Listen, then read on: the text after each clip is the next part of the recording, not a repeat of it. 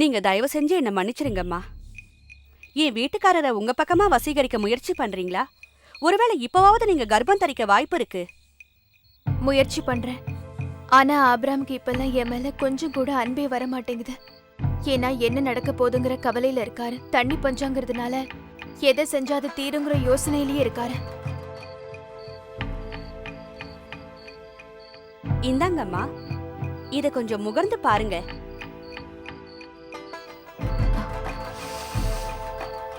இந்த தைலத்தோட மனம் ரொம்ப நல்லா இருக்கு. இத உங்களோட உடம்பு முழுக்க பூசிக்கோங்க. இந்த அற்புதமான மனத்துல இருந்து என் ஆண்டவர் ஆபிரகாம்னால மறுப்பு சொல்லவே முடியாது. உங்க எண்ணத்துக்கு ஏத்த மாதிரி நடந்துக்குவாரு.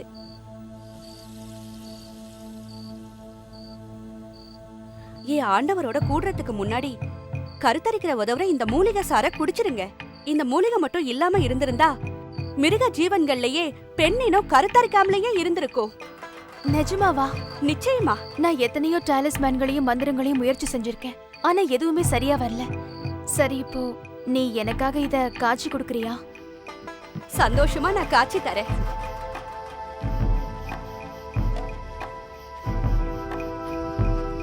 மாலை வணக்கம் ஆண்டவரே. மாலை வணக்கம்.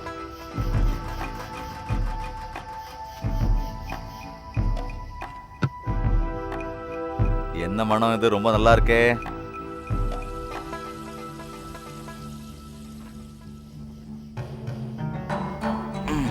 இது எல்லாமே உங்களுக்காக தான். எனக்காக வேற ஏதாவது திட்டம் வச்சிருக்கியா? நான் உங்களை நேசிக்கிறேன்னு, உங்க கூடவே இருக்க ஆசைப்படுறேன்னு உங்களுக்கே தெரியுமே. நானும் உன்னை நேசிக்கிறேன். ஆனா கவலைகள் தான் இன்னொரு பக்கம் என்ன கொல்லுது. என் கூட இருக்க முடியாத அளவுக்கு அப்படி என்ன கவலை?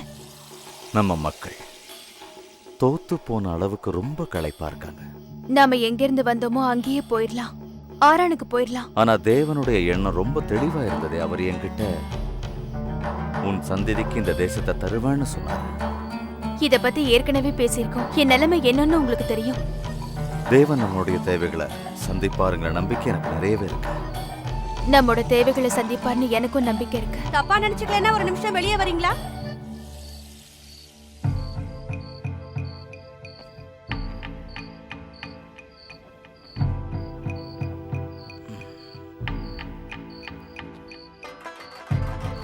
இதோ இதுதான் நான் சொன்ன மூலிகை மருந்து. குடிச்சிருங்க.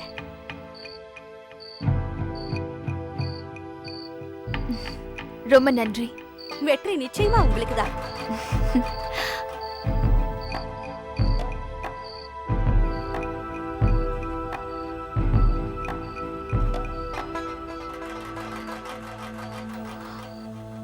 அப்ராம்,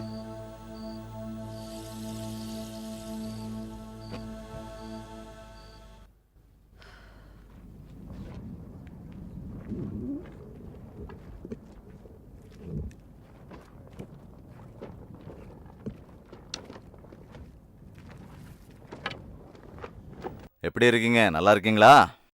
நாங்க நல்லா இருக்கோங்க.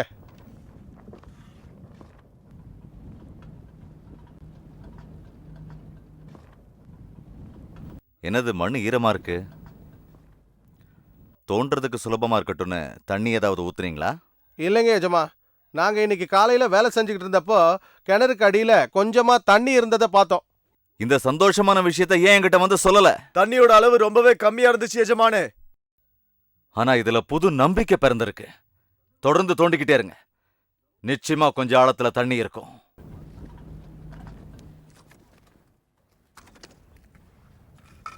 நான் கொடுத்த தைலத்தோட மனம் என் ஆண்டவரை கவர்ந்துதா? பரவாயில்லன்னு சொல்லலாம். தூக்கம்தான் அவரை ரொம்பவே கவர்ந்துருச்சு. அசதியில தூங்கிட்டாரு. இதுக்கெல்லாம் நீங்க கவலையே படாதீங்க.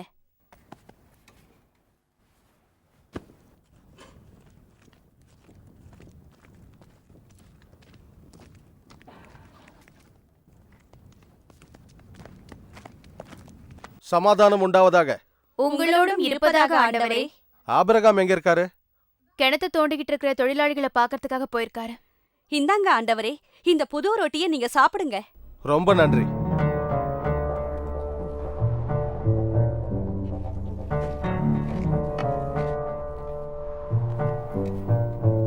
அதோ என் ஆண்டவர் ஆபிரகாம் வராரு.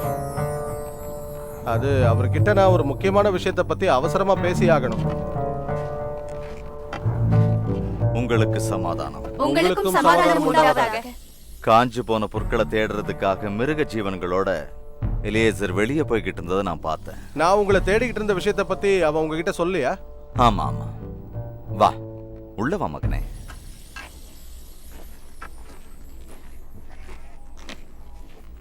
உட்கார்.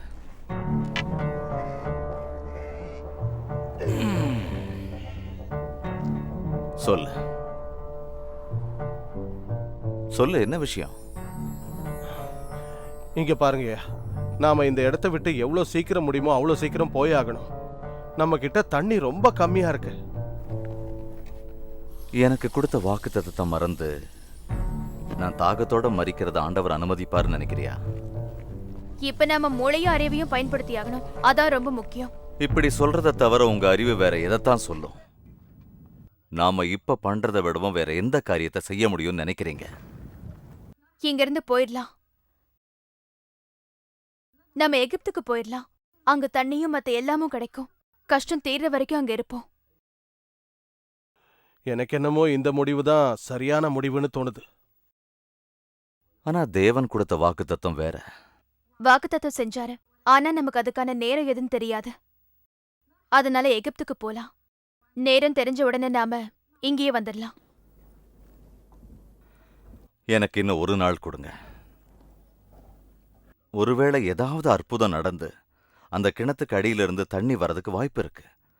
ஏன்னா இப்பத்தான் அதுக்கான சாத்தியக்கூறுகள் எல்லாமே தென்படுது. தயவு செஞ்சு கேளுங்க. சரி, உங்க இஷ்டம். ஆனா எனக்கு சத்தியம் பண்ணி கொடுங்க, நாளைக்கு கிணத்துல இருந்து தண்ணி வரலன்னா நாம இங்க இருந்து கிளம்புறோம். சரி, அப்படியே செய்யலாம். ஓ தேவனே, நீர் என்னை கைவிட்ட மாதிரி நான் உணர்றேன். இந்த இடத்துல தண்ணி ரொம்ப கொஞ்சமா தான் இருக்கு. நான் உங்களோட வாக்குத்தத்தத்தை மீறாதபடிக்கு எனக்கு உதவி செய்யுங்க ஆண்டவரே. ஒருவேளை அப்படியே அதை நான் மீறினேன்னா நிச்சயமா அது நான் இஷ்டப்பட்டு எடுக்கிற முடிவா இருக்காது. நாங்க எகிப்துக்கு போறதா இருந்தா தேவனே, நாங்க போற வழியில நீங்க தான் எங்க உடைமைகளையும் எங்க பயணத்தையும் பாதுகாப்பா நடத்தணும்.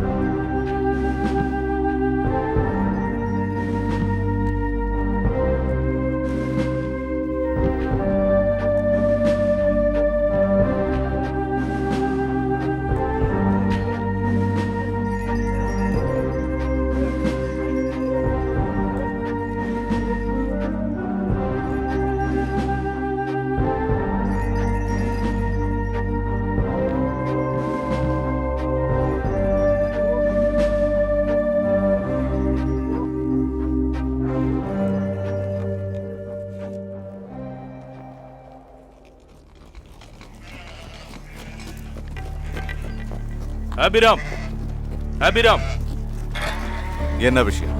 நீங்க கேட்டுக்கிட்டதுனால பார்வோனாகிய எங்கள் ஆண்டவர் நீங்க எகிப்துல தங்கிக்க அனுமதி தந்திருக்காரு. எகிப்து ராஜாவாகிய பார்வோனுக்கு நானும் என் நன்றியை தெரிவிச்சேன்னு சொல்லு. எங்கள் ஆண்டவர் உங்களை பத்தி தெரிஞ்சு கொள்ள நினைக்கிறாரு. உங்களையும் உங்க மனைவியையும் அரண்மனைக்கு வர சொல்லியிருக்காரு. இது என்னோட மனைவி இல்ல, என்னோட சகோதரி. இது என் சகோதரன் மகன் லோத்.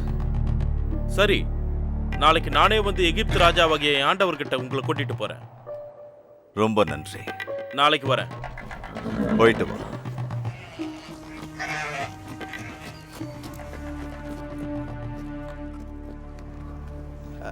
ஒன்னு கேட்டா தப்பா எடுத்துக்க மாட்டீங்களே? எதுக்காக ஃபாரோனோட தூதுவன் கிட்ட சாரா உங்க மனைவி இல்ல சகோதரின்னு சொன்னீங்க? மூத்த பிள்ளைய ஆசீர்வாதமா நினைப்பாங்க. அதே மாதிரி குழந்தை இல்லாத ஸ்திரீய சாபோன்னு நினைப்பாங்க. அந்த காரணத்தினால தான் நான் அப்படி சொன்னேன். ஆனா இது பொய் ஆயிடாதா? ஏன்னா எப்படி பார்த்தாலும் இவங்க உங்க கூட பிறந்த சகோதரி இல்லையே. இவ என் சகோதரி இல்லதான், ஆனா பிள்ளை இல்லாத மனைவியா இருக்காங்கிறது உண்மைதானே?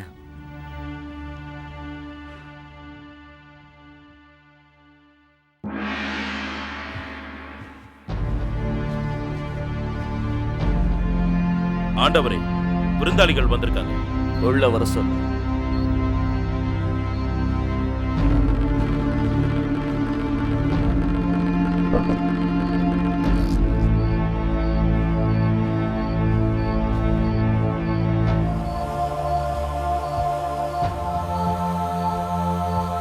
எகிப்தின் ராஜாவாகிய பார்வோனே, உங்களுக்கு சமாதானம். உங்களுக்கும் சமாதானம். இவர்தான் தலைவர் ஆபிராம், அவருடைய சகோதரனின் மகன் லோத். இவங்க தான் செல்வி சாரா. உங்களை வரவேற்கிறேன் சாராய். எங்களோட தேசம் உங்களை உண்மையிலேயே ரொம்ப ஆராதிக்கும்னு நம்புறேன். நிச்சயமா ஆராதிக்கும் ஆண்டவரே. உங்க தேசத்துல இருக்கிற எல்லா பெண்களுமே இவங்கள மாதிரி ரொம்ப அழகா இருப்பாங்களா? உங்க கை விரல்களை பாருங்க ஆண்டவரே. எல்லா விரல்களும் ஒரே மாதிரியாவா இருக்கு? நான் உங்களை நல்லா புரிஞ்சுக்கிட்டேன். நீங்க ரொம்ப புத்திசாலி தான் ஆபிராம். எங்க அரண்மனையில பெண்களோட பகுதியில உங்க சகோதரிய தங்க வைக்கிறதுல நீங்க எந்த எதிர்ப்பும் சொல்ல மாட்டீங்கன்னு நான் நம்புறேன். இவளால இந்த இடத்தோட அழகே கூடி போகும். இதை நீங்க அவகிட்ட தான் கேட்கணும் ஆண்டவரே. கேளுங்க. அரண்மனையில இருக்கிறத பத்தி நீ என்ன நினைக்கிற சாரா? எனக்கு ரொம்ப ரொம்ப சந்தோஷமா இருக்கு ஆண்டவரே. ரொம்ப நல்லது. ஆகார கூப்பிடுங்க. உங்க உத்தரவு எஜமானே.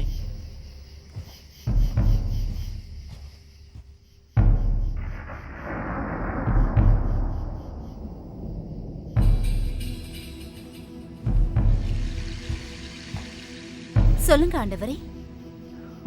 சாராவை பெண்கள் பகுதிக்கு கூட்டிட்டு போ. அவளுக்கு தேவையான எல்லா வசதிகளையும் செஞ்சு கொடு. அதாவது அவளுக்கு தேவைப்படுற எல்லாத்தையும் கூட்டிட்டு போ. உத்தரவுப்படியே செய்யற ஆண்டவரே.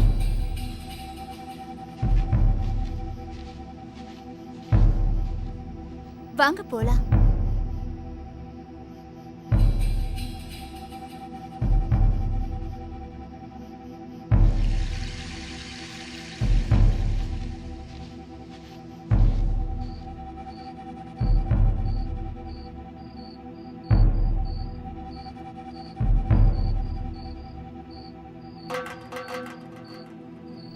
வந்து உட்காருங்க.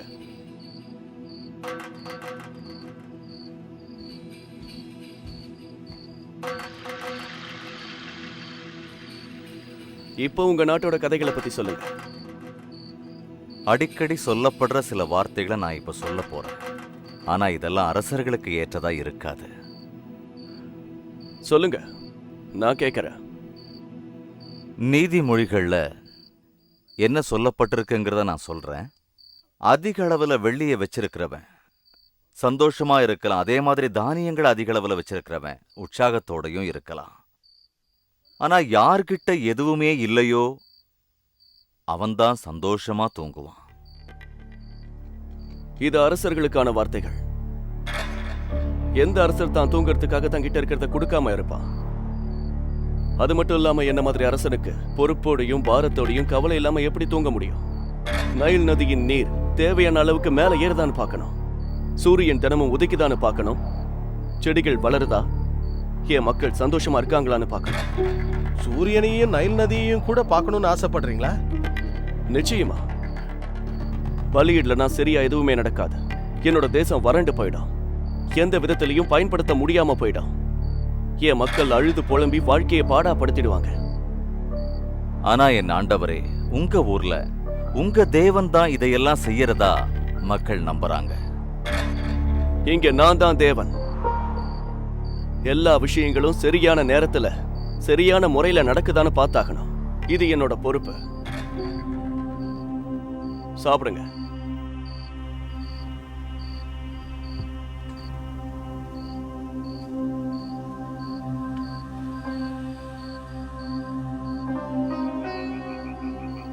சாரா இப்ப பார்வோனோட அரண்மனையில ரொம்ப சந்தோஷமா இருக்காங்க. தன்னோட அழகால அவரை கவர்ந்துட்டாங்க. லோத், நான் நல்லா மாட்டிக்கிட்டேன் லோத். ஒருவேளை பார்வோனுக்கு மட்டும் உண்மை தெரிஞ்சிட்டா அவர் என்ன செய்வார்னு எனக்கு தெரியல. ஆனா அவருக்கு எப்படி விஷயம் தெரிய வரும்? ஆனா கடைசியில எல்லா உண்மைகளும் வெளிவந்தே தீருங்கிறது உனக்கு தெரியாதா என்ன? அப்படின்னா நீங்க ஒண்ணு பண்ணுங்க. அவரா கண்டுபிடிக்கிறதுக்கு முன்னாடி நீங்களே அவர்கிட்ட போய் உண்மையை சொல்லிட்டு வந்துருங்க. அப்ப அவன் என்ன சொல்லுவான்? இல்லைன்னா நீங்க போய் சாராவை பார்த்து அவங்க உங்க மனைவிங்கிற விஷயத்தையும் குழந்தை இல்லாதவங்கங்கிற விஷயத்தையும் சொல்ல வேண்டாம்னு சொல்லிடுங்க.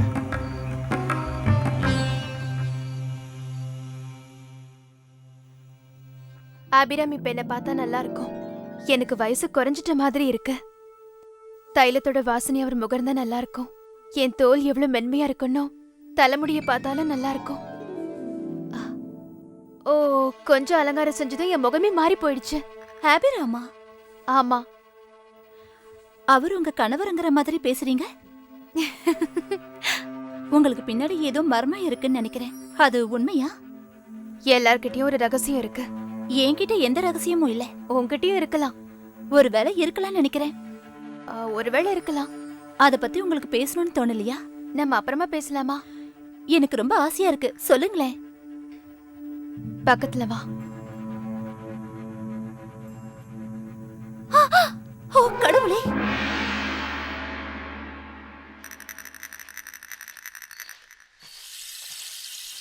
நாங்க உங்ககிட்ட இருந்தும் உங்க மிருக ஜீவன்கள் கிட்ட இருந்தும் வர்ற பால் கறி இதுக்கெல்லாம் பணம் தந்துடுவோம். இது எல்லாமே உங்களால கிடைச்சதுதான் ஆண்டவரே. எல்லாமே நீங்க கொடுத்த மிருக ஜீவன்கள் தான். என்னுடைய ஆடுகளா இருந்துச்சு, ஆனா இப்ப அதெல்லாம் உங்களுடையது. உங்களுடைய அன்பால நீங்க என்ன விலைக்கு வாங்கிட்டீங்க. ரொம்ப நன்றி ஆண்டவரே. எந்த அளவுக்குன்னா, கருவூலத்துல இங்க அரண்மனையில பயன்படுத்துற உங்க பொருட்களுக்கு ஆகிற செலவுகளை உடனடியா தர சொல்லி கட்டளையிட்டு இருக்கேன். இதுக்கு எப்படி உங்களுக்கு நன்றி சொல்றதுன்னே தெரியல. ஆனா எனக்கு உங்ககிட்ட சொல்ல ஒரு விண்ணப்பம் இருக்கு ஆண்டவரே. என் சகோதரி சாரா கிட்ட பேசுறதுக்கு நீங்க கொஞ்சம் அனுமதி கொடுக்கணும் ஆண்டவரே. அது இருக்கட்டும். உங்களோட சகோதரி அவளோட அழகால என்ன மயக்கிட்டா. அதுல இதுதான் பிரச்சனையே. பிரச்சனையா? என்ன பிரச்சனை?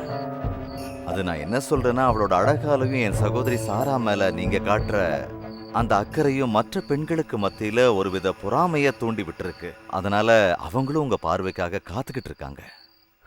நம்பிக்கையோட இருங்க. இந்த வகையில பாத்தீங்கன்னா, என்னோட விருப்பத்துக்கு மாறா யாராலையும் செயல்பட முடியாது. அதோட இதுதான் என் விருப்பம். நன்றி. எஜமானரை அவரோட சகோதரி சாரா கிட்ட அழைச்சிட்டு போங்க.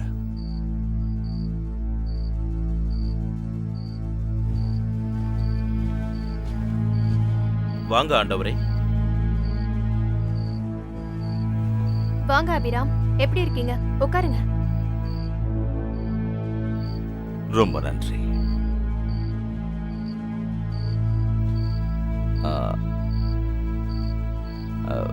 நாம கொஞ்ச நேரம் தனியா பேசலாமா? தாராளமா பேசலாம். நீ போகலாம்.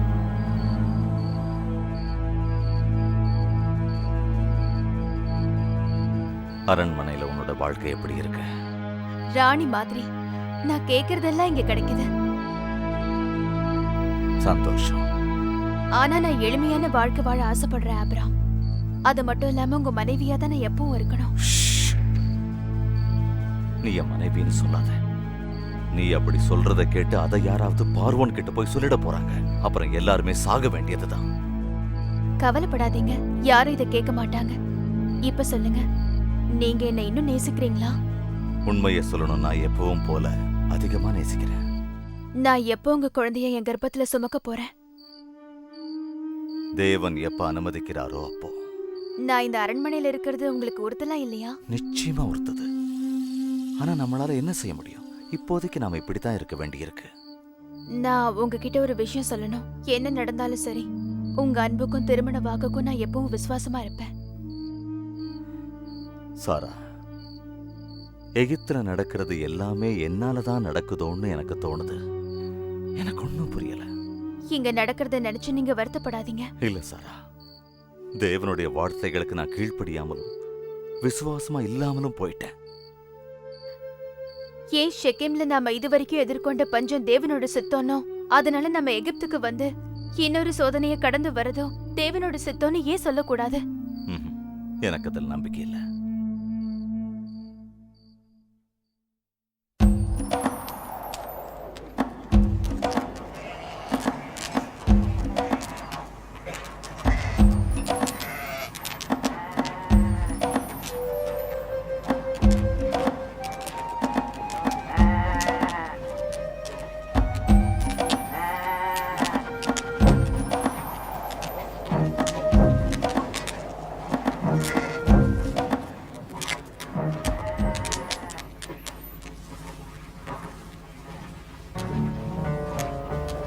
எலியாசர், நம்ம கிட்ட இருக்கிற ஆடுகளுக்கு முடிய வெட்டி விட வேண்டிய நேரம் வந்தாச்சு.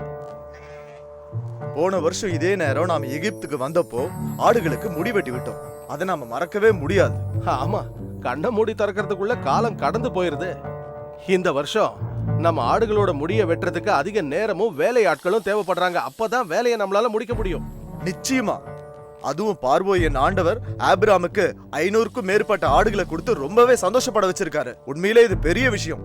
அது சரி, எருதுகளையும் ஒட்டகங்களையும் நீ மறந்துட்டியே. இல்ல, அது எப்படி நான் மறக்க முடியும்? ஏன்னா என் ஆண்டவர் ஆபிராமுக்கு நான் தானே பதில் சொல்லி ஆகணும். எப்படியோ எருதுகளுக்கும் ஒட்டகங்களுக்கும் முடிவெட்ட தேவையே இல்லை. அதனால தேவனுக்கு நன்றி சொல்லி ஆகணும்.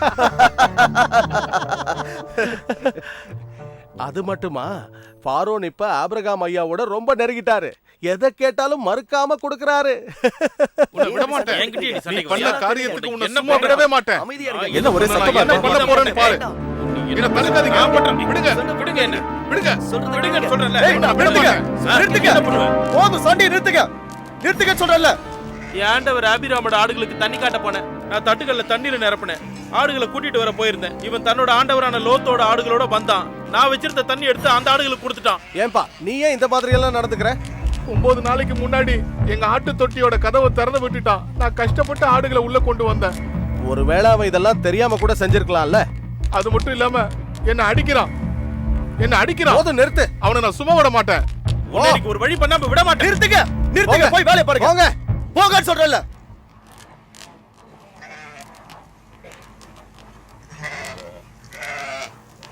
உங்களோட வேலையாட்களுக்கும் என்னோட ஆண்டவர் ஆபிராம் வேலையாட்களுக்கும் தினமும் ஏதோ ஒரு சண்டை வந்துகிட்டே இருக்கு. இந்த பிரச்சனைக்கு ஒரு முடிவு கட்டணும். நான் என்னோட வேலையாட்கள் கிட்ட பேசுறேன்.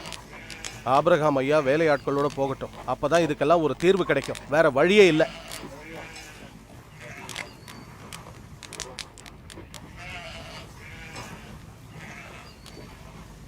இன்னைக்கு பால் கறக்கறதுல கொஞ்சம் தாமதம் ஆயிடுச்சு. இன்னும் கொஞ்ச நேரத்துல அரண்மனையில இருந்து வேலையாட்கள் பாலையும் வெண்ணி எடுக்க சீக்கிரமாவே வந்துருவாங்க. அவங்கள நாம தாமதப்படுத்த கூடாது. கிட்டத்தட்ட முடிச்சிட்டேன்.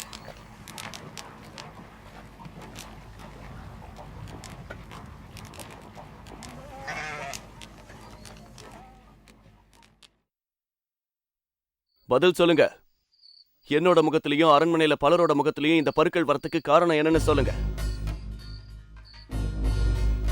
உண்மையை சொல்லிடுறேன் ஆண்டவரே. நான் பலவிதமான மருந்துகளை போட்டு பார்த்துட்டேன். ஆனா அதுல உங்களுக்கு எந்த மாற்றமும் வரலையே. காரணம் என்னன்னு கேட்டா தெரியலன்னு சொல்றீங்க. கொஞ்சம் அவகாசம் கொடுங்க. என்ன காரணம்னு நான் கண்டுபிடிச்சிடுறேன். எப்போ? கொஞ்ச நேரம் ஆகும் ஆண்டவரே. கொஞ்ச அப்படின்னா நேரம். என் மக்கள் எல்லாரோட முகத்திலையும் வந்ததுக்கு அப்புறமா? இல்ல ஆண்டவரே, கொஞ்ச நேரம். அதுக்குள்ள தெரிஞ்சுக்கிறேன். அதுக்கு எனக்கு காரணம் தெரியும் ஆண்டவரே. இவன் சொல்றத நம்பாதீங்க ஆண்டவரே. இவனுக்கு காரணம் தெரியாது. போதும், நிறுத்து. அப்போ உனக்கு இது தெரிஞ்சிருக்கு? ஆமா ஆண்டவரே. நம்மோட அரண்மனையில திருமணமாகியும் குழந்தை இல்லாத ஒரு பெண் இருக்கா. யார் அந்த பெண்? சாரா. அவளதான் ஆபிராம் தன்னோட சகோதரின்னு சொன்னாரு. நீ என்ன சொல்றேன்னு உனக்கு தெரியுமா? ஆபிராம் தன்னோட மனைவியோட பேசிக்கிட்டு இருந்ததை நான் கேட்டேன் ஆண்டவரே. என்கிட்ட ஏன் சொல்லாம மறைச்ச? இது எவ்வளவு முக்கியமானதுன்னு எனக்கு தெரியாம போச்சு. போய் ஹேகரை உடனே அழைச்சிட்டு வா. அப்படியே செய்யற ஆண்டவரே.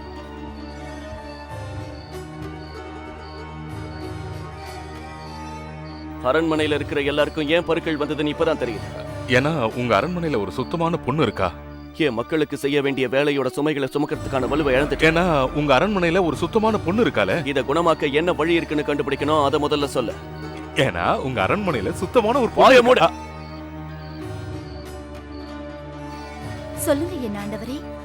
ஹேகர், சாராவை பத்தி உனக்கு என்ன தெரியும்? இது கொஞ்சம் கஷ்டம்தான். அவங்க என்னோட தோழி. நம்மளோட நாட்டை சாபத்துல இருந்து விடுவிக்கிறதுக்காக நீ இப்ப பேசிதான் ஆகணும். சொல்றேன். அவங்க ஆபிராமோட சகோதரி. அது எனக்கு தெரியும். ஆனா அவங்க அவரோட மனைவியும் கூட. இந்த மாதிரி எப்படி நடக்கும்? இவ ஒரே அப்பாவின் வழி பார்த்த சகோதரி. ஆனா அம்மாக்கள் ஒன்றல்ல, வெவ்வேறு அம்மாக்களுக்கு பிறந்தவங்க. இன்னும் கர்ப்பம் தெரிக்கல. ஆமா. இது எனக்கு கோபத்தை உண்டாக்குது. அமைதியா இருங்க ஆண்டவரே. கோபம் தான் எல்லா வியாதிக்கும் முக்கிய காரணம். போய் சாராவை உடனே இங்க கூட்டிட்டு வா. சரி ஆண்டவரே. இப்ப நாம என்ன செய்யலாம்? அமைதியா இருங்க ஆண்டவரே. காரணம் எல்லாம் தெரிஞ்சதுக்கு அப்புறம் கோபம் எல்லாம் போயிடணும். ஆனா என் நண்பர் ஆபிராம் ஏன் கிட்ட இதை மறைச்சாரு? சரி, நம்ம அவர்கிட்ட இதுக்கான காரணம் என்னன்னு தெரிஞ்சுக்குவோம். சொல்லுங்க என் ஆண்டவரே.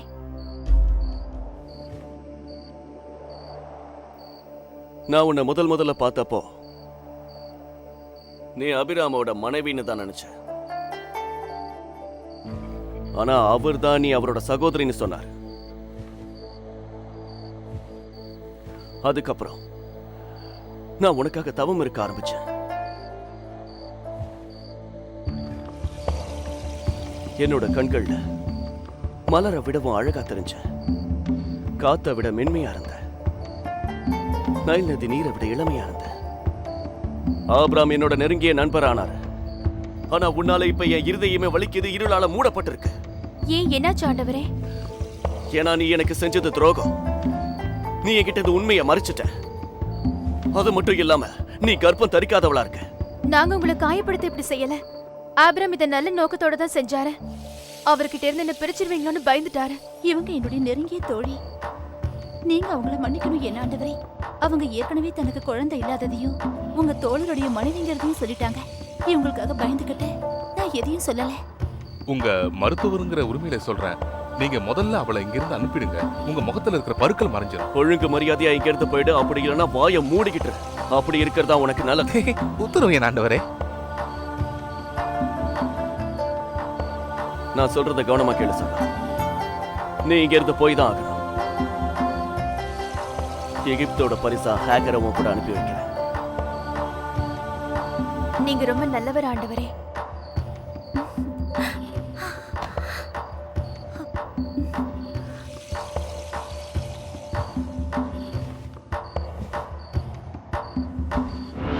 உன் கணவரை அழிச்சுக்கிட்டு இந்த நாட்டை விட்டே வெளியேறிடு. இங்க இருக்கிற எல்லாத்தையுமே நீ கெடுத்துட்ட சாரா. போங்க, இங்க இருந்து போயிடுங்க. ஒரு நிமிஷம், போறதுக்கு முன்னால அபிராம இங்க கூட்டிட்டு வாங்க.